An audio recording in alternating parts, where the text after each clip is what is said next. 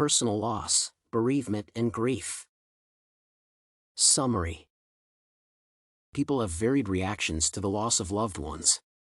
Diverse terms are used to describe the kind of conditions that people experience after losing their relatives. Some conditions include bereavement, uncomplicated bereavement, grief, complicated grief, and prolonged pain. Other conditions include traumatic grief, disenfranchised grief, primary loss, secondary loss, ambiguous loss, and mourning. This article will describe each of the above conditions. Bereavement. According to Bonanno, bereavement means to be deprived of someone by death. The demise of a person who is close to you is among the utmost losses that one can suffer. Nevertheless, the feelings of bereavement may result in other losses. To some people, bereavement marks the end of a meaningful relationship. Bonanno claims that different people exhibit varied reactions in the event of a loss. Hence, bereavement cannot be attributed to any distinct emotions. Uncomplicated bereavement. When people lose their loved ones, they go through different forms of bereavement. They include complicated and uncomplicated bereavement.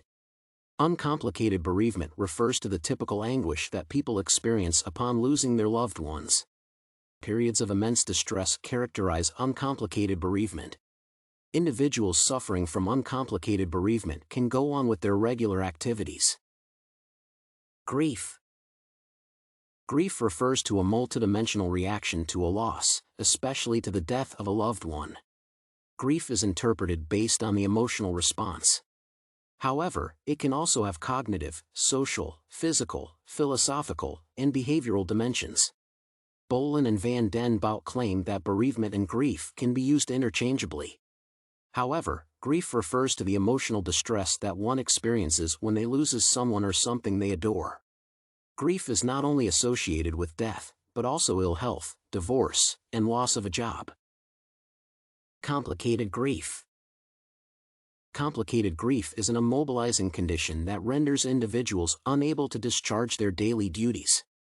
Boelen and Den Bout maintain that it is hard for mental health professionals to tell if a person is suffering from complicated grief. People are said to suffer from complicated grief if they continue to exhibit heartache for at least 1 month after 6 months of bereavement. Some symptoms of complicated grief include continuous emotional dysregulation and maladaptive characteristics associated with the demise or the departed. Prolonged grief. Prolonged grief is a condition that comprises a unique set of signs, which arise due to the demise of a loved one. The symptoms are intense and protracted. Moreover, they go beyond the estimated range of intellectual and individual inconsistency. Prolonged grief does not end naturally and may have adverse effects on one's life. The affected person is engrossed in suffering and cannot attend to essential obligations. Prolonged grief is identified based on its signs, intensity, and extent. One may suffer from identity confusion, emotional numbness, and bitterness. Traumatic grief. Jacobs defines traumatic grief as a condition where one suffers from misery due to death and harrowing distress. For one to suffer from traumatic grief, one has to be subjected to horrifying events. According to Jacobs, traumatic grief entails invasive and stressful concerns with the departed. Other symptoms include the occasional effort to forget the incident and hopelessness. Besides, individuals suffering from traumatic grief find it hard to admit death. Disenfranchised grief. Disenfranchised grief refers to the anguish that is not recognized by the public. It arises due to the loss of a friend, place of residence, pet, or miscarriage. Disenfranchised grief is prevalent among American children who hail from military families. The children frequently relocate, forcing them to leave their places of residence.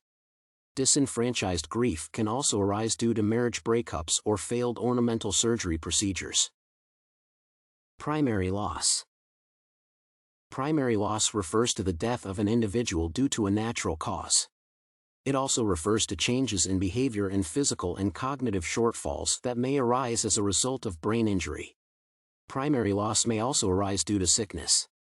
For instance, a person with Parkinson's disease may be said to suffer from primary loss due to their health condition. Secondary loss. A secondary loss emanates from the primary loss. According to McNutt and Yakushko, primary loss degenerates into numerous challenges. For instance, Parkinson's disease may deteriorate into other problems like loss of job and disability. It may also affect one's ability to function properly. All these consequences are referred to as secondary losses. Ambiguous loss. Ambiguous loss refers to a setback that is hard to decipher. It leaves an individual looking for answers. Ambiguous loss impedes and obscures the process of mourning. It may also lead to unsettled grief. Ambiguous loss can be classified into types. They are physical loss and psychological loss. The physical loss arises when it is hard to find the body of a missing person. The affected family is unable to understand what happened to their loved one and lives with the hope of seeing them again. On the other hand, psychological loss occurs when a loved one suffers from brain damage that alters their behavior. A person suffering from an identity crisis is said to be experiencing psychological loss. Mourning. Mourning is synonymous with sorrow that arises due to the death of a loved one. In some cultures, people dress in black to signify that they are mourning. They also withdraw from social activities and focus on the loss. Some individuals also observe certain religious cultures when mourning.